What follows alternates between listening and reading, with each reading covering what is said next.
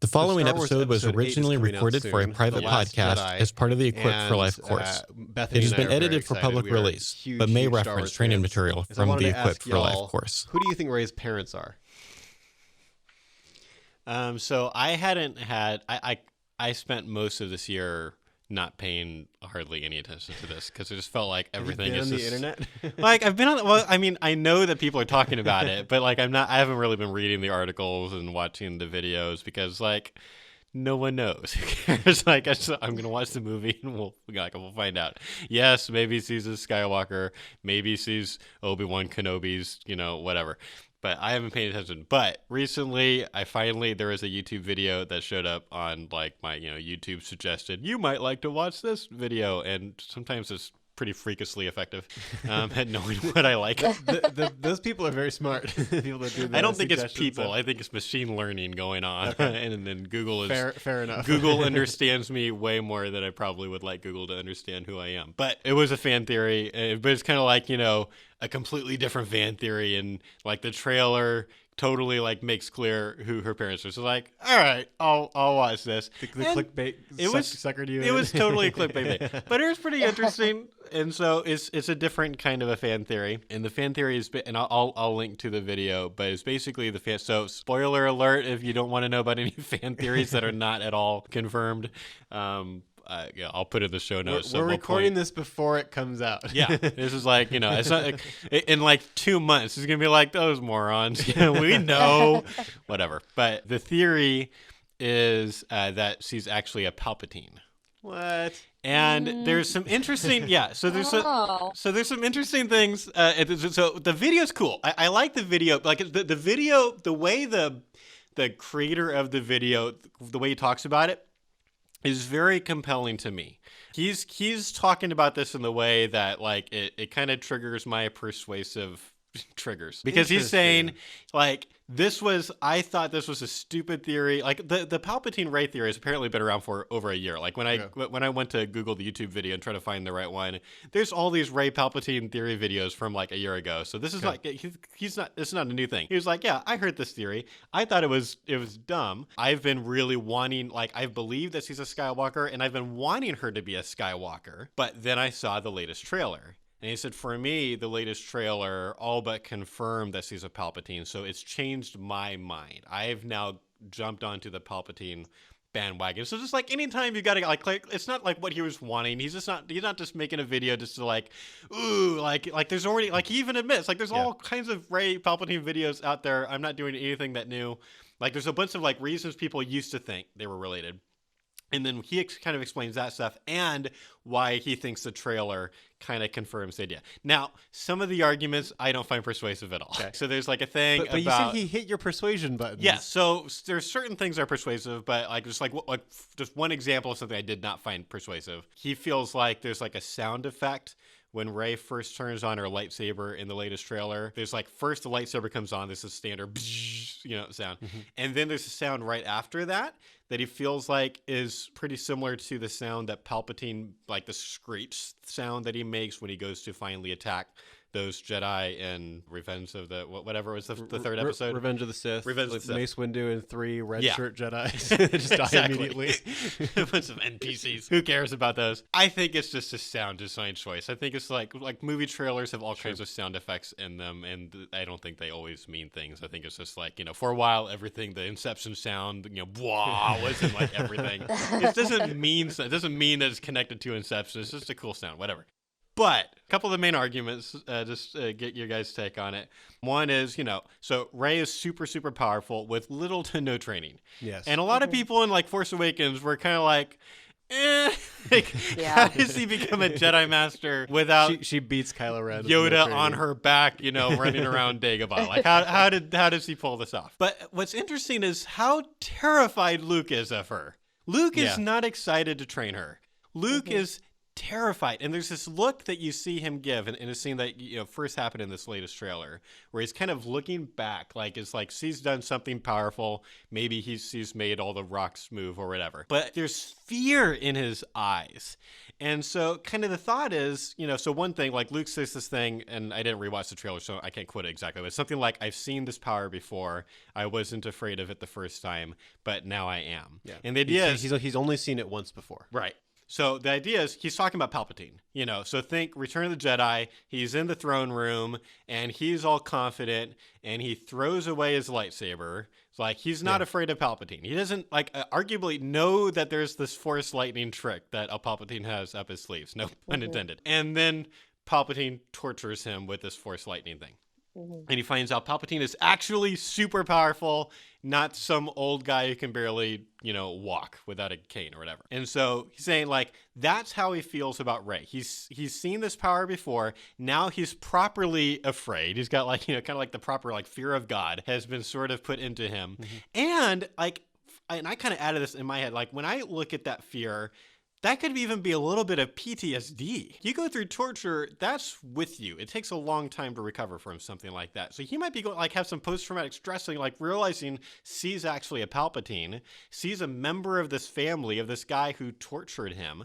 And so, like, that's part of the argument. He's really afraid. He doesn't want to train. He's, like, aggressively denying every request he has to train him. But then this other thing is that... So, like, Snoke talks about raw, untamed power. And everyone who, like, did more than just watch the trailer, but then watched, like, all the people dissect the trailer, people like us, knows that there are lots of deceptive editing tricks in that trailer. Yes, like, so, like, the lighting is different. So there's things where they're trying to make it look like two people having a conversation, and they're totally not. It's editors giving you red herring stuff. Yeah. And so he thinks they're trying to make it look like Rey's gonna go dark side. Right. Right. Exactly. But maybe it's a double red herring. I don't know. Because there's this idea where it seems like from the editing, Snoke's talking about Kylo Ren.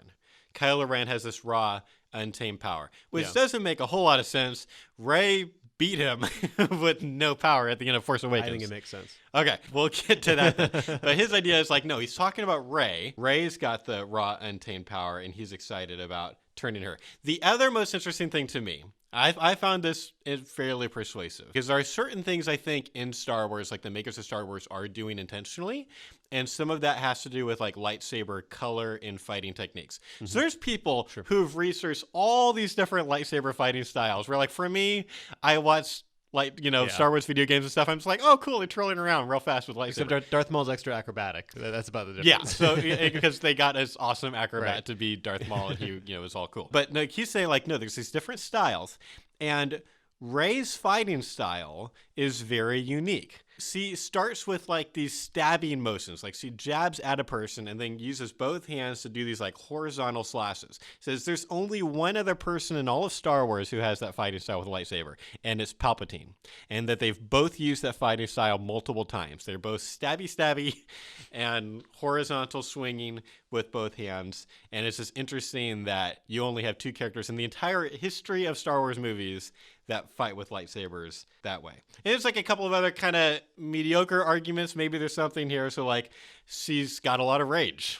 You know, the castle outside of Maz, what's her face, this little orange, that castle, the only castle in Force Awakens, you know, like the way, which like the lightsaber. Her look when she's even just shooting at stormtroopers, she is ticked off. So he's like, she's got a lot of rage. Her with Kylo, the interrogation after he, spoiler alert, kills Han Solo. She's got a lot of rage. That's kind of a dark side thing. And then the British accent. I don't know if I'm persuaded by this. The argument is that in Star Wars, they're intentional about who's got British accents. And the British accents in the Star Wars universe, like, refer to people who have like a lot of like grew up in like they have affluence. They grew up towards the core of the universe. And Palpatine spent a whole lot of his life on Coruscant. Right, and the core. And so Palpatine would have a British accent. Everyone around him would have British accents. Maybe when she was very young, she was... No. Rachel's like, I don't buy this at all. All right, so what do you guys think? I think the fighting style, for me, that is the most persuasive evidence they're giving. Because I think the fighting style is very intentional. And so for me, that's the closest. I do want to hear from Tim. Do you want to try to defend your, like, personal fan theory or other things you've heard, or what camp are you in? Let's dissect this theory a little bit, and then I'll make a couple arguments for my camp. We have to get into our actual topics now. This has been like 20 minutes. I'm assuming we're going to put some of that in the deleted scene. Probably. Yes. So we have some listener mail that we want to do today.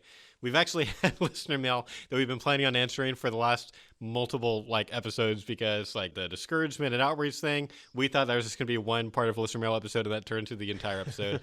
And then we were like, okay, well, we'll respond to the burning in vitro fertilization lab, deal. That'll take us 15, 20 minutes. 15, 20 minutes. And then we can answer these other kind of quicker questions. And then the burning IVF lab thing took the entire episode. And so now we're going to respond to those relatively brief questions just because they're there. Are they? We'll see. And then the plan is probably we'll also just talk about a few things. We just got a lot of little topics that aren't necessarily huge topics, episode length topics, but things that have been kind of adding up for us, some stuff that we've been noticing in outreaches or ways that we've been responding to different kinds of people or different kinds of arguments. So we're going to do kind of a hodgepodge of things in this episode, and I think all of it will be helpful. So let's start with some listener mail. Let's just get that done so that we don't have to keep on copying and pasting these questions onto every podcast notes document that we use. Let's just get these done. Her question basically to me was, how would you respond to someone who is pro-life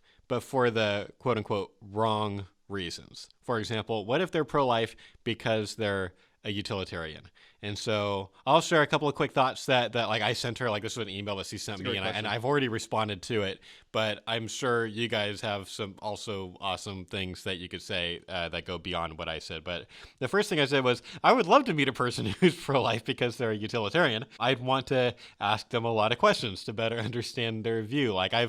We've talked a little bit about, when we first started playing around with creating some training material on utilitarianism for the course, we played around a little bit with could you pull off a pro-life kind of argument that works within the utilitarian framework? And pretty quickly abandoned that as an interesting thing to try to pull off. It's not very this is why we say try to don't keep on debating abortion if it's clear that they're a utilitarian. You probably need to just go after utilitarianists because it's going to get really hard to get them to be pro-life if you're just okay, well, maybe just even though you're a utilitarian, here's why you should think that we shouldn't be able to kill unborn babies. And so if I met someone who is pro-life because they're utilitarian, I want to understand that view better. Maybe we were wrong. Maybe there's a way to actually pull this off. Probably not, but maybe, and I've got a lot of questions I would not like to ask that person. So there's one thing I said. And the other thing I said was, would I try to convince someone that they're pro-life for wrong reasons? I think that's a fantastic question. And it's tough because I think it would be a judgment call based partially on how well I knew the person, how much rapport I had, and how concerned I was about their quote-unquote wrong reasons. If someone told me they're pro-life only because they're worried about physical or emotional harm to women after their abortions, I'd probably push back, given that if that's their only reason for being pro-life, they're not going to be pro-life for long, because it's extraordinarily easy to refute that as a good philosophical justification for making abortion illegal. So those are some thoughts that I sent her. I'm interested in what you guys think. I think the truth is really important. And so I want people to understand what's true, to believe what's true. And kind of going on a similar note to Josh's response, if I encounter someone who is pro-life for reasons which I think are not exactly solid or the best reasons that they could be pro-life, I don't want them to walk away without understanding some of the other reasons they could be pro-life, because then they're more likely to change their mind to a pro-choice position when they encounter a very philosophically, or at least more philosophically sound argument than they currently hold, the emotional argument, right? Yeah. So if they are pro-life because they think abortion hurts the economy, and then they come across a moral justification for abortion, and it's more persuasive than an economic argument, then I think they're going to become pro-choice. So I want to give them a moral abortion is wrong and here is why argument. I think that's the most solid case for life. But I also know that there could be some squabbling in the pro-life movement where maybe there's never squabbling in the pro-life movement. What are you talking about, Rachel? Where it comes for your justification for being pro-life isn't as good as my justification. I think there's some wiggle room or something. So like for me as a Christian, if I encounter another Christian who is they're pro-life because they're Christian, because I think the Christian viewpoint is correct, I don't think they're pro-life for a wrong reason, but I do want them to have like more in their arsenal. Right. They can have conversations with people who aren't Christian, right?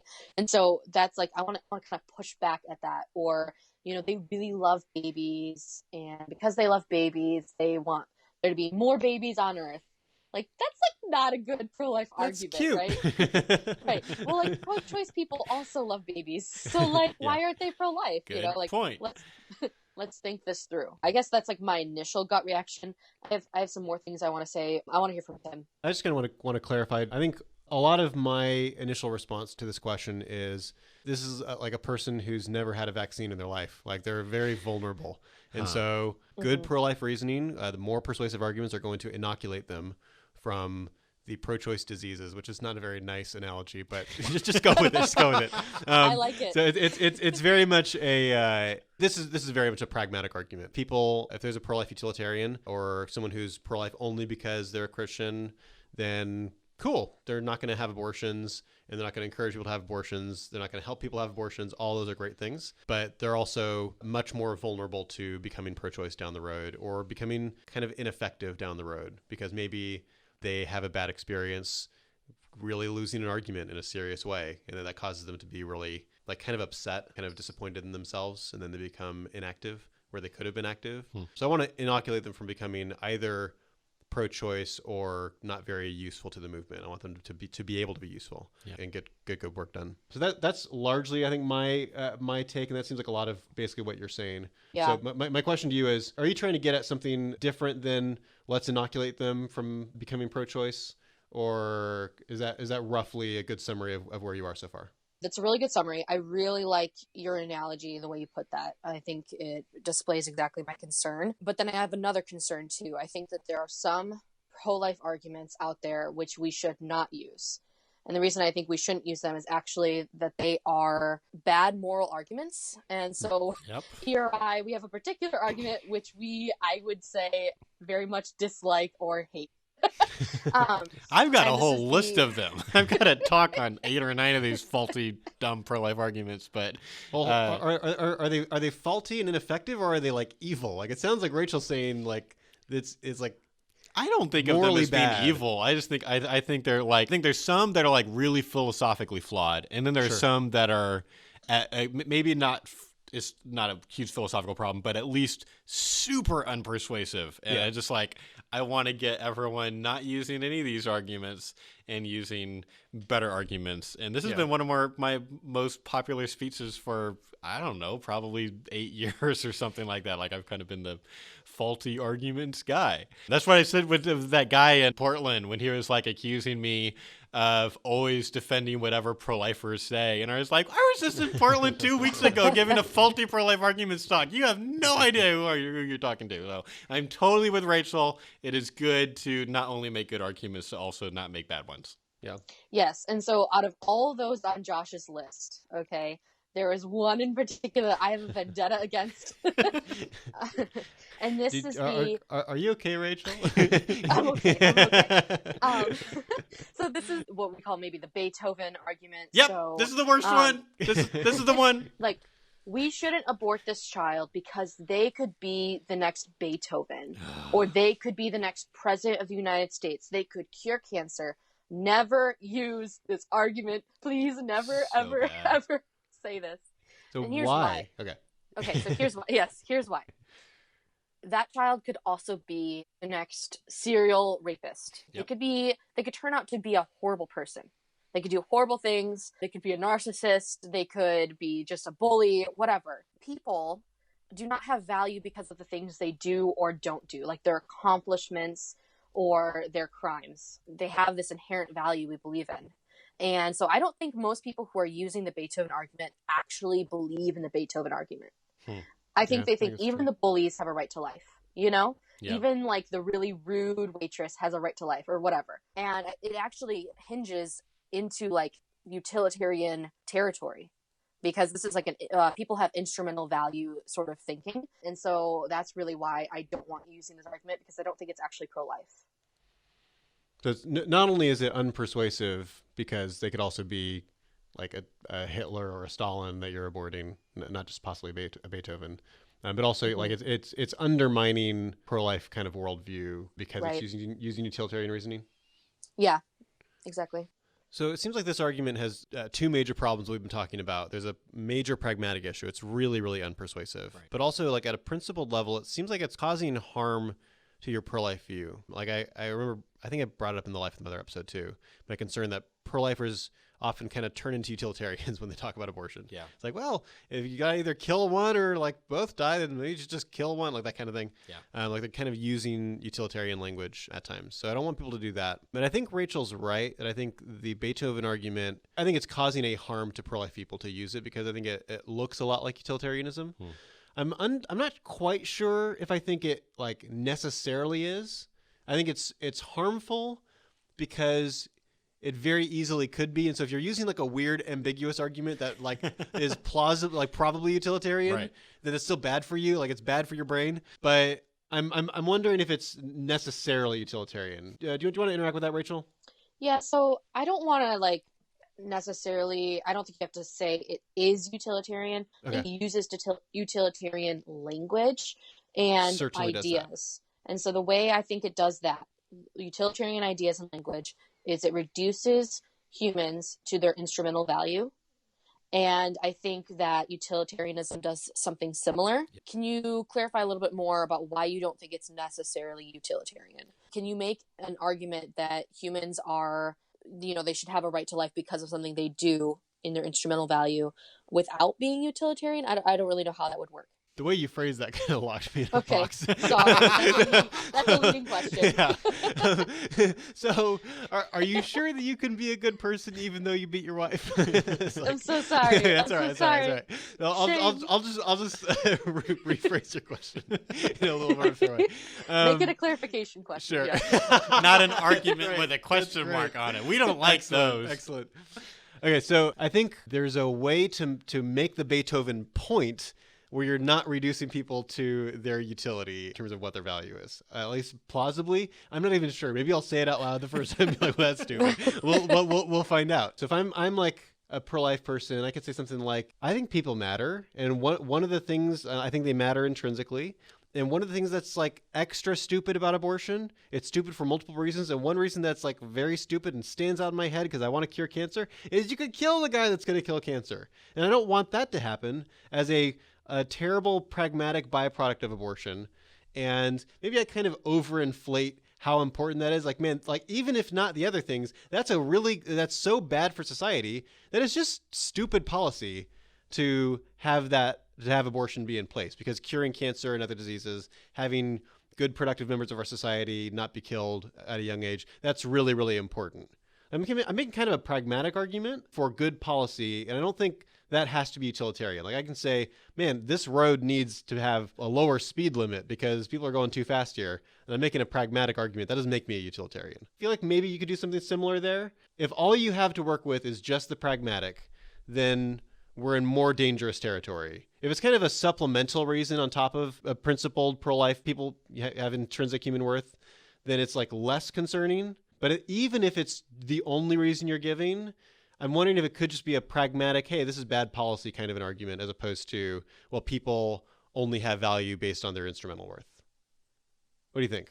So I think you could, shape this Beethoven idea in a way where it's supplementary to an existing worldview of humans have inherent value. The reason I think we're having trouble with this argument and why I think we shouldn't be using it is because we're trying to do that and it's kind of assuming we have common ground where fetuses have inherent value. We don't have that common ground. Pragmatically, it's totally flawed. Principally, like in principle, you could say, I'm not a utilitarian, even though I kind of think about like this wasted potential of fetuses. I mean, you could kind of like wiggle your way into that and out of utilitarian territory. Unfortunately, I feel like we're not doing that with a lot of it. The use of the word wiggle there is a little bit negative. Sorry, wiggle is negative. I mean, you could make it fit in a like principle worldview that is not utilitarian. I don't think most people are being intentional about that, but if you are, you could be doing that. I think more likely when people are bringing that up, even if they're not utilitarian, they're not being careful, and they might be kind of using utilitarian reasoning anyway. I still don't like it. Yeah, but I appreciate you bringing like the kind of that way of thinking about it into the conversation. So it also reminded me of something that comes up a lot in conversations on college campuses when you're talking about good policy, making good policy. There's a book called Freakonomics, and a lot of college students and some high school students are assigned reading an excerpt from it on abortion. So the Freakonomics guys, they came up with this sort of data analysis. It's like a meta-analysis of data. And it's been a long time since I actually read the passage because I was assigned it as a high school student for a class, and we discussed this as a class. And they are associating decreased crime rate with legalized abortion. Right.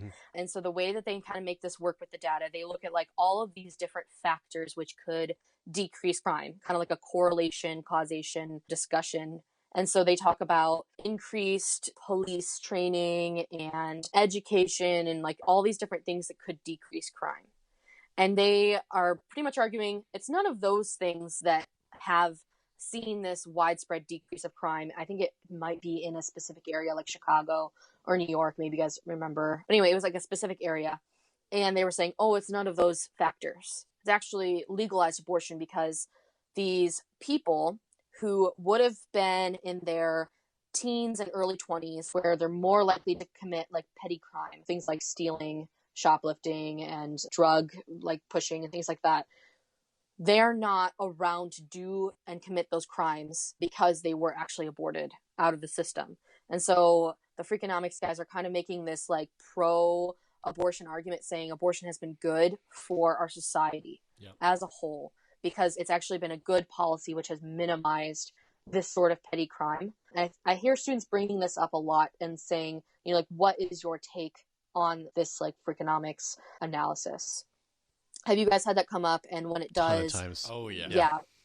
How do you respond to it? You want me to give my response first, or I mean, I'm happy to hear from you. Yeah, so I see this as a place where I typically will trot out a toddler, and then that's going to tell me what I'm going to do next. So when Freakonomics comes up, my take is either they're like totally a utilitarian, and they think it's okay to kill human beings if it's going to lower crime rates, in which case then I need to deal with utilitarianism. Right. Or they're kind of assuming the unborn isn't human without trying to. And if they say, well, if it was toddlers, we wouldn't say we kill the toddlers to lower the crime rates, then I'm kind of on track. But trotting out a toddler is going to tell me where to go. If they say, even if it was toddlers, man, you got to lower those crime rates, then okay, well, you wouldn't perhaps be utilitarian, would you? And then we're going to go there. It kind of seems like in order to justify that, you would have to be one. I'm not aware of another way. Like, maybe could you help me out? Something like that. That's typically what I've done. And just in the moment, I've been thinking about prisons lately and prisoners a lot since our last outreach. And I'm kind of just like really offended at the suggestion, not from you, Rachel, but at the suggestion that it's good policy to murder petty thieves. Potential petty thieves. Well, no, like even if they like, so there's a potential petty thieves thing that I'm doing with trot out a toddler, Right. but it's beyond that. Like, in order for that, like, them to say like, hey man, isn't this a good thing? Right. They've got to basically be saying it'd be good if capital punishment was the right response to like petty thievery or something. And I think that just reminds me of what I see as a dangerous attitude from, I think, probably a lot of Americans. I think, and that has included me until recently, of not really caring about people in prison and kind of dehumanizing them. Yeah. So I'm a little triggered. I'm pretty offended by that in a way that I haven't been before. Yeah. But that's not what I have usually brought up. So I want to point out something that's really important to me about what Tim is doing when he responds to this coming up. He's not necessarily responding to the actual source material. So I think if I'm not a statistician. I don't know how to respond to the argument. So if you're a pro-life college student, I think you're going to want or like be tempted to do one of two things. Either you've never heard of the Freakonomics and you're going to get really nervous and say, oh no, like this is something I haven't encountered before. I don't know how to interact with it. Right. Or maybe you have heard of the Freakonomics thing and you've actually read the source material. I think the pro-choice person is expecting you to kind of like argue against what the Freakonomics guys are saying and arguing, which is like this, point. well, abortion didn't cause a decrease in crime. But my like advice to you is kind of just give them that. Say like, let's assume that they're right, you know? So when you encounter something like this, could be the actual Freakonomics or something else, think in your head, what if I assume that what they're claiming is correct, and then go from there? And that's what Tim's doing with trotting out a toddler or kind of engaging with utilitarianism. So I totally advise you to go that route, and that's what I've done. But I have eavesdropped in on pro-lifers having conversations about this topic, and they're like debating statistics with this person or like whatever. And I don't think we need to do that. You're not going to come off as credible. Like you're going to be like, oh no, I'm a better statistician than the Freakonomics guys. Like, unless you are incredibly well researched, you really, really know how to engage that material, not only in a way that's where you're being accurate, but where you come off as credible. Like the threshold of credibility that you have to hit in order for that to be a good way to go is very, very high. Can some people hit that? Sure. And if you can hit that, then maybe that's fine. But most of us shouldn't be trying to do that. We shouldn't be trying to compete at statistics on the level of the Freakonomics guys. So I know that you say you start by trying a toddler, which is exactly what I do. Yeah. I know there are some pro-life people that like as soon as they hear that, they're like instantly able to just improvise a great version of Try the Toddler. And then there's other people that kind of like a little bit of extra help or like an example is helpful for them. I'd be happy to explain the way that I try a toddler, or if you just want to do we probably do like the exact same thing, even though we've never talked about this before. But basically I say, let's just assume the Freakonomics guys are right. And their stuff was based on like a lot of people who have abortions live in these neighborhoods that are fairly impoverished. It's not just a race, but just like poor people. A lot of petty thieves come from poor families, whether they're white or black or whatever. And so if a lot of people who are in those neighborhoods or in those demographics are having abortions, then a lot of potential petty thieves are being aborted, and you're going to have less petty theft later. So, hey, if we're excited about that result, then we could just extend it. We could say, hey, we already know what the neighborhoods are. We already know what the demographics are. You've already done that statistical research. Great. Let's just extend it beyond abortion. Let's kill everyone that's 2 or under from those neighborhoods, because you're going to reduce a lot more petty theft that way. Like there are a lot of women who chose not to have abortions for their potential petty theft kids, in the future. Obviously, you're going to be opposed to that. I want to know why. Like it's going to be something like that. It's just like trying to just apply exactly what they talk about in Freakonomics and just extend it a year or two and see what they say. That reminds me, Josh, didn't you tell me you were doing something different with utilitarians on campus lately? Yeah, so there's a thing that I've been adding. I've been a lot more intentional about it lately. It's starting with our outreach at Winthrop. I started doing a thing where I'm just really hammering a certain point home, but this kind of happened after we'd shot the course, so we don't talk about it in the course. I've been finding some, like, it's not like a real substantive argument. It's just like got a lot of rhetorical force with it, which can be good. Which is, I've got certain views. I think we've talked about this in public before. Like we've got certain views, about like political topics in general that are either very convenient to have on a college campus or rather inconvenient to have on a college campus. Like right now, I'm still opposed to same-sex marriage. That could totally change. I haven't spent, I think, enough time really looking at the best arguments from the opposition on that. So my mind could be changed on that. But right now, I'm opposed to same-sex marriage. And that is inconvenient. That is on college very, campuses. Very inconvenient view to have minority view. Being on a college campus. But then there are other views that I have where there's kind of like where when I differ from like the general Republican Party line, like those tend to be the things that like are just partially, they're just surprising. I think people are always intrigued when someone doesn't just have like all the Republican views. Like I just read a thing recently that says that, and this is so terrifying if this is true, but there's some like statistical research behind this.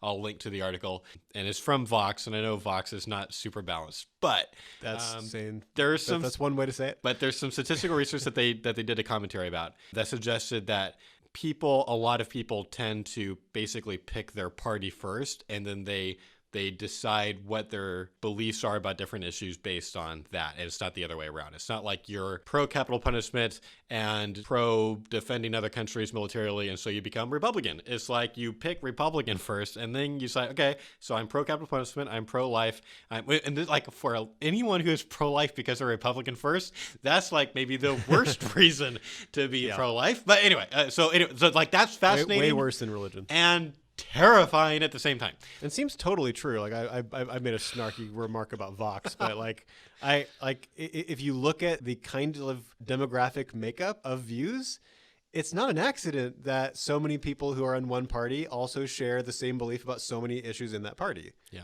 Like if it was the other way around, you would expect to see a lot more diversity than you do. And so I think people just tend to be intrigued by people who are different. And so anytime, if you're a Democrat and you're pro-life, for example, like there's something kind of different about you that's going to be intriguing to your Democrat friends where you already have a lot of common ground on other things, probably. And then when you can be a Republican who's got kind of different views from most Republicans, that's both intriguing and it shows kind of, it's like at least evidence for intellectual virtue or open-mindedness. Like it shows, like, especially if you can say, like, I went from view X to view not X, opposite of X. That's like, this is one of the ways that we can kind of lead by example to try to demonstrate open-mindedness for people and try to get them to be more open-minded in the same conversation. And just to cover our bases and be really, really clear. What did I not say that I should have said? Don't change your mind about a thing because then it's convenient. Yes. Again, you can be all hipster. Yes. Like, I don't care if you're the hipster Republican, if you are being dishonest or being unreasonable. Try to believe true things. Yes. But as it happens, if one of the things that you believe is true is different, there is a certain kind of a rhetorical advantage that can give you. Yeah. That can be worth talking about. And so, a few of my views that are particularly, like I can probably think of 3 kind of obvious views that I have that kind of go away from mainstream, like Republicans. And that would be I'm anti-capital punishment. I'm more concerned about the way animals are treated, like in factory farms, than most Republicans, at least the way they talk. So like that might not be totally fair. Maybe all Republicans like are sad about that too, but I don't hear that on Facebook. I usually hear my leftist friends expressing a lot more concern about that. And then, but the most maybe interesting one of these is I'm not only anti-torture, I'm anti-waterboarding. So I want to explain a little bit about my process on waterboarding. And before I do, I'll just this is where I'm going to give kind of the trigger warning. Like, I don't think that many people listen to our podcast around kids. If you are, this would be a time to stop because I'm going to describe waterboarding and some other forms of torture a little bit, like as a part of what my process was. But I'll also say, like, if you, listener, are really sensitive to violence, the kinds of things that sometimes people do to each other. Like, I just want to be sensitive to, like, I know we have a lot of different kinds of listeners coming from a lot of different backgrounds, a lot of different experiences. And so there's a trigger warning. There's no rainbows and unicorns way of talking about waterboarding and torture. It's just a really, really grim subject. And so I'm going to talk about that a little bit. And this happened several years ago after I became anti-capital punishment. My position had been, fairly, like, I didn't care that much about torture. I think basically for utilitarian reasons. Like, there had been a time in my life where I didn't have a lot of original thoughts. I was kind of more following the smartest pro-life thinkers and conservative thinkers that I could find. And typically I just had those guys' views and would repeat them a lot or quote them. And they had a lot more influence on the way I think than like they do now. But at the time I was more of a sponge, and I had seen or heard a popular Christian thinker. I don't want to name him because I don't know if he still agrees with this or if he even meant what I interpreted him to mean. But he had said publicly that his staff really likes the show 24. This is like back when 24 was more like, it was like, I think they were only 3 or 4 seasons in. It's been gone for a while. It's been gone for a while. This is a long time ago. And how their staff would constantly be kind of talking about what's going on in 24 and what's Jack Bauer doing. And he said that they usually agree with what Jack Bauer does. And that was basically enough for me to be like, oh, well, they're really smart. I basically, tend to agree with those guys on everything. I guess they're right about Jack Bauer. And that was just my default view for a while. It was like, maybe some kinds of torture are wrong, but like Jack Bauer is usually making good decisions. That's how I watched 24 a lot. And if the first kind of watch through was, I was kind of like, Jack Bauer's kind of a hero and he's making really hard decisions and dealing with the personal, negative effects. One of the nice things about 24 was it really showed you what happened. Like, actions have consequences. This is not Friends where everyone's kind of sleeping with everyone and like it doesn't matter. This is like his life is kind of destroyed by him doing the things that he does. But he gets results and he stops the terrorists every time. He does save the world every season, every 24-hour period that he finds himself dealing with terrorists. And then just kind of what happened was far more recent. There's probably 3-ish years ago.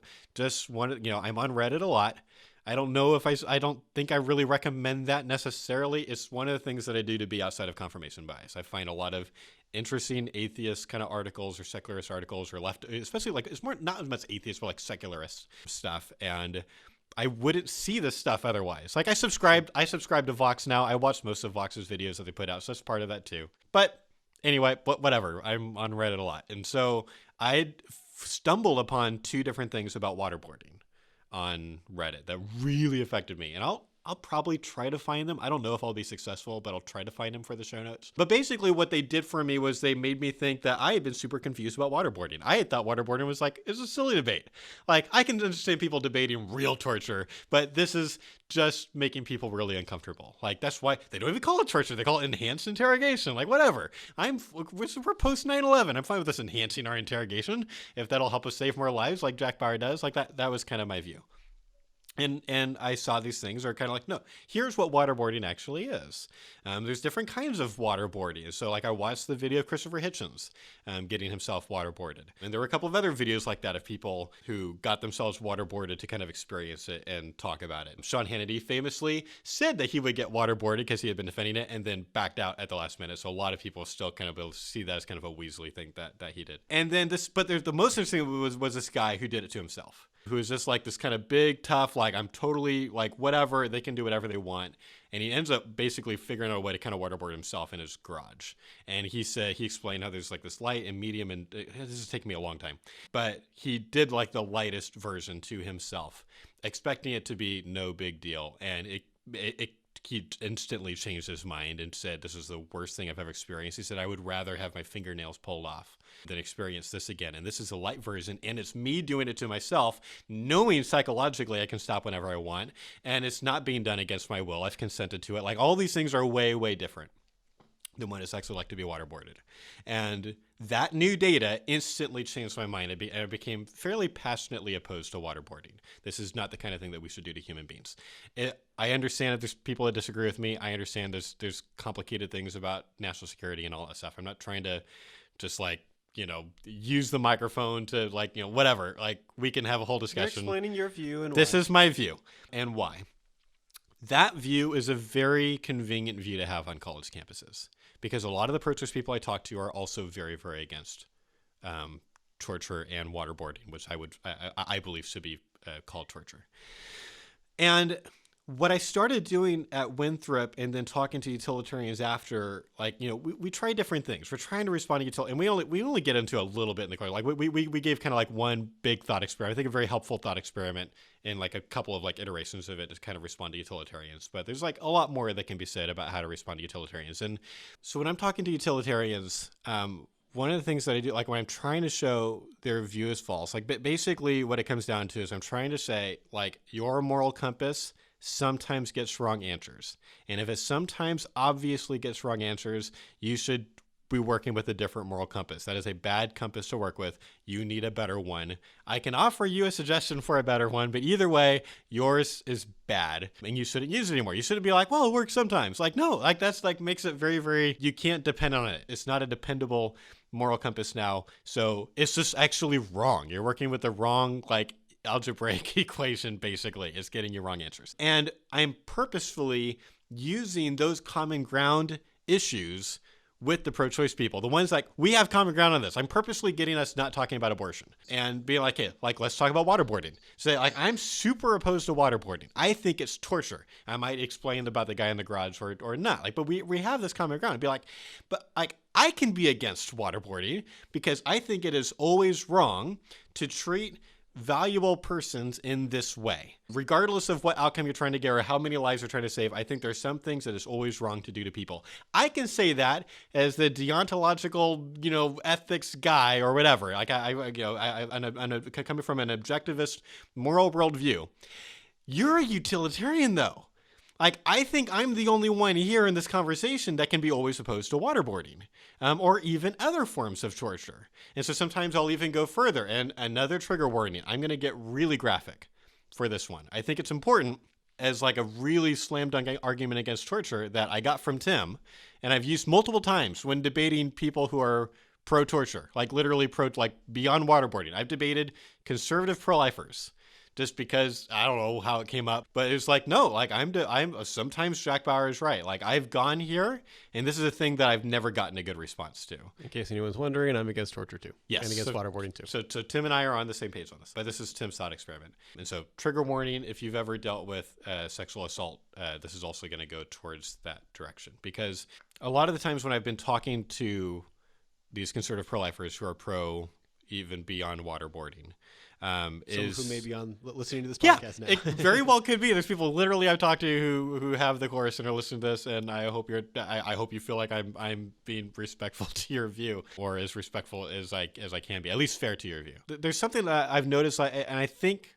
like, reading between the lines, which is always, you got to be really careful. Like I'm trying to get at what's going on for people under the surface, and it's not always what they're saying. So I could be wrong, but I suspect sometimes what's going on is something that I think is similar to what happened with me when I was pro-torture. Like I ended up with a viewpoint, and then that's how I filtered watching things like 24. Jack Bauer is the good guy. He's always the good guy. He's always making really tough decisions, but it's okay. Maybe obviously it's usually wrong to beat people up, but Jack Bauer is sometimes having to take the worst people, and he's beating them up with a chair, a metal chair in the prison cell or whatever. And that's okay. Like I steeled myself. I was like, this is a little bit uncomfortable to watch, but that's a really bad guy. He's trying to blow up a whole bunch of people or whatever. And I think my moral compass wasn't working appropriately. I wasn't appropriately sensitive to how these human beings were being treated. And I think sometimes I'm talking to people who they've similarly steeled themselves against like the kinds of physical things that Jack Bauer has done to people. So it could be beating them up, could be messing with their fingernails, or like things like that, breaking a finger. They've steeled themselves against that. But there's something that almost never, or maybe never, have they steeled themselves against, which would be a different form of torture. And so, again, trigger warning. This is about to get very graphic, but I think it's an important point to make sometimes. If it's not wrong to break someone's finger or something like that in torturing them because, hey, they've let's say it's the guy with, he's the only one who knows where the suitcase nuke is hidden in the football stadium. They've got 10, 20, 100,000 lives. 100,000 lives, or how many ever people you can fit in a football stadium. I have no idea. I don't watch football. So 10,000, 100,000, whatever it is. He knows where the suitcase nuke is. And somehow you know that. We'll just go with the 24 scenario where it's really never that clear. But let's just say you've got epistemological certainty. This guy knows where it is, and you've got enough time to put in the passcode or whatever. If physical torture is not getting the results you're wanting, if he's not confessing, he's not saying where it is, why exactly would it be wrong to rape him? Why would it be wrong to rape him if that's the way you can get at it? What if he comes from a religion or just a view about sex where there's something extra sacred about that, and that's the thing, if you threaten him with that, he will break. But he won't break regardless of what you do to his body. Why at a principled level would that be wrong based on the arguments that I've been told to my face of why torture is okay? And I never get a good response to that. And again, I think it's because sometimes we fall into utilitarianism. And we don't even know it. And as soon as, once Tim told me that years ago, there's it was a very important moment for me, because I realized how often I began to realize how often I do that too, that I fall into utilitarian reasoning too. But I'll tell you, I've seen this so effectively disarm the utilitarian on the college campus. When I show them, I get to be anti-capital punishment. I get to be anti-torture. I get to be, concerned about animals in factory farms. I don't know how you get there in a consistent way as a utilitarian, because I can make a utilitarian argument for all of those things. And then we're stuck. You've got to have the typical Republican view of all those things. And I can just say, no, of course those things are wrong because of X, Y, and Z. And it's wrong to treat people that way. It's just wrong. Exactly. I've seen it have a real kind of rhetorical power. We have this thing happen sometimes where you make a really good argument, and it's quite how much does it actually penetrate? How much does it actually get them to stop and actually consider, maybe are you right? And this is one of those things that I've done, I think, more than most things that I've done in the last couple of years on campus outreaches that's new, or something that I've been kind of working on developing. It's one of the things that I've seen stop people in their tracks psychologically more than most other things that I've done. I would like to summarize in without any sort of graphic language way, of how utilitarianism is problematic. And that is that when you're thinking about things in a utilitarian perspective, you don't have the ability to say some action, whatever, how horrible it is, you can't say that that is always wrong. Yep. And I think that our intuitions and our way we think about morality, we really want to say that some horrible actions are always wrong. Yep. And so our objective to disarm someone who is thinking about abortion in a utilitarian way is to talk about something that's not abortion, that's really horrible, and get them to abandon their view first so that then you can return to abortion. Something I did at a recent outreach where someone definitely wanted to use language like, they didn't necessarily claim to be a utilitarian or anything like that, but they were saying, well, this issue of abortion isn't black and white for me because of my worldview, but it seems like it would be black and white to you. And that's because I think that moral issues aren't necessarily black and white. And so I just asked him, I said, are there any issues where you could say confidently, I think that this thing is always wrong no matter what? And he was thinking for a little while and ended up listing some things for him, black and white, no matter what. And so then I could go from there. And so that is kind of a quicker way if you're talking with someone who isn't necessarily like philosophically hardcore or something, that you can do it and you don't have to go into necessarily graphic things, but they could list for them and you could maybe build common ground. So when they say, I think that torturing animals is always wrong or something, then you can say, great, I think torturing animals is always wrong too. Or if it is common ground. I wasn't planning on getting into this, but we're kind of here. We're already kind of we're doing utilitarianism and things are already kind of graphic and unpleasant right now. Yeah. So I'm going to go and just share a story that I've been using with utilitarians as well that I found to be very, very helpful. So is there a trigger warning here? Yes. Okay. So once again, trigger warning, we're moving in unpleasant directions that have to do with sexual assault.